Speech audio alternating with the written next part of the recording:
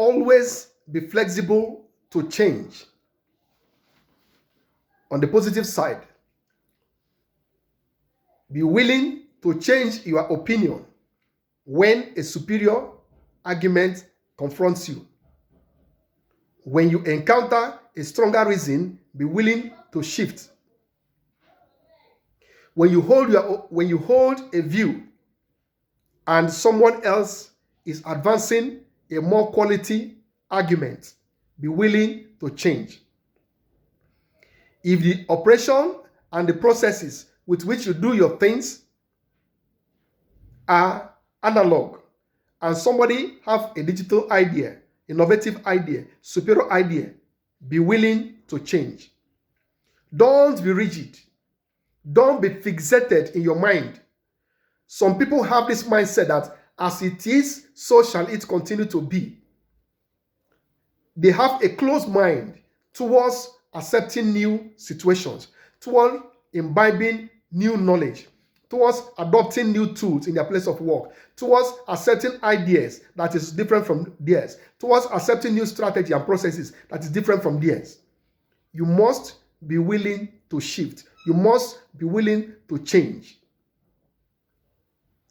Once you are resistant to change, you will become obsolete.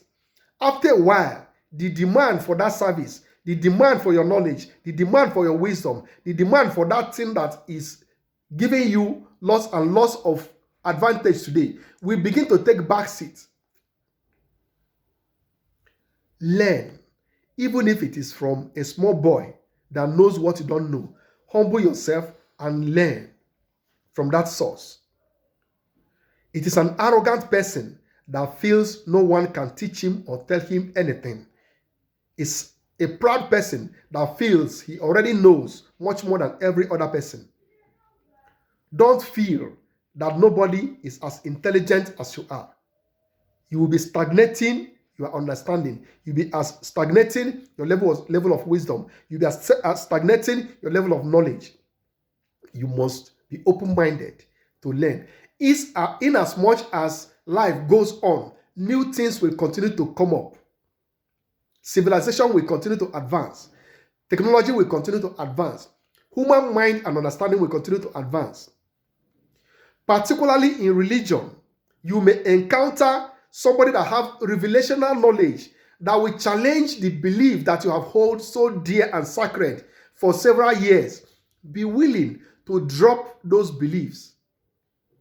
If you cannot say, I remember those days when I used to believe that, now you no longer hold that belief.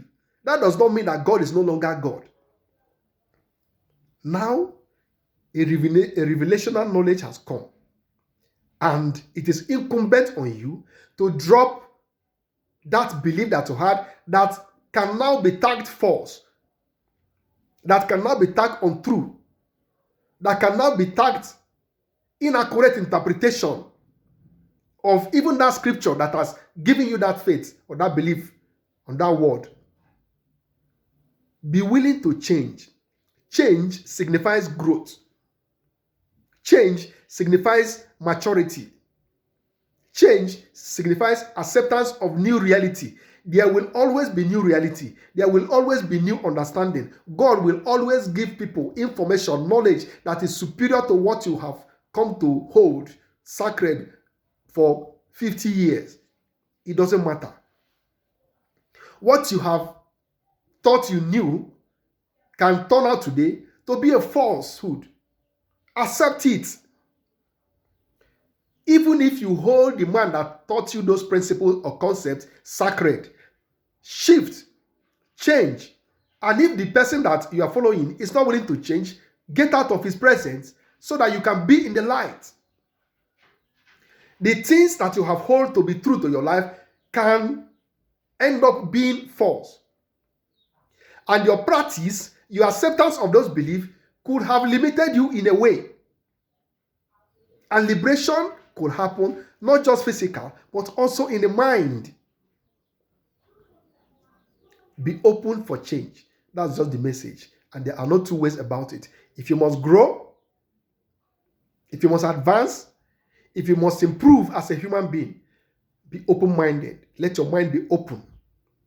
Don't see something as sacred and cannot be challenged. A thought can be challenged. A belief can be challenged. A revelation can be challenged. An understanding can be challenged. It doesn't matter if it is your grandfather or your father that taught you that wisdom. Be willing to drop what you have now come to see as not true, inferior, or no longer acceptable. Thank you very much.